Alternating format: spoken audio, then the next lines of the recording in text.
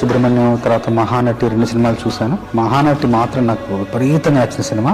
నాయుడు గారు కాల్ చేసి రమ్మన్నారు, వెళ్ళాను. వెళ్ళిన తర్వాత సందర్భం చెప్పడానికి ముందు నాకు కథా గమనాన్ని కాసేపు మాట్లాడి చెప్పిన తర్వాత వివరంగా చూపించారు, కొన్ని దృశ్యాలు చూపించారు.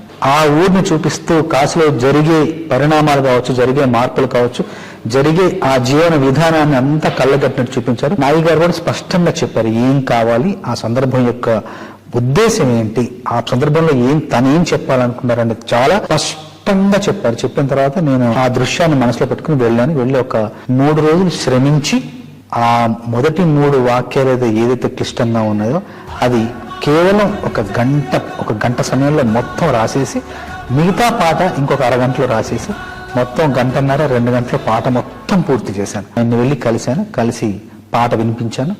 ఒక్క మాట కూడా ఆయన సవరణ లేకుండా, కరెక్షన్ లేకుండా పాట మొత్తం బిగిన చాలా బాగుందని చెప్పారు. పల్లవి రాసిన తర్వాత చరణాల్లో అవతార స్పృహ, అవతార స్పర్శ కొంచెంగా ఇస్తూ కలియుగానికి కలి యొక్క అవతారం ఎలా అయితే జనించిందో అక్కడికి వేగంగా రావాలనే ఉద్దేశంతో ముందు మాటలు మీనమై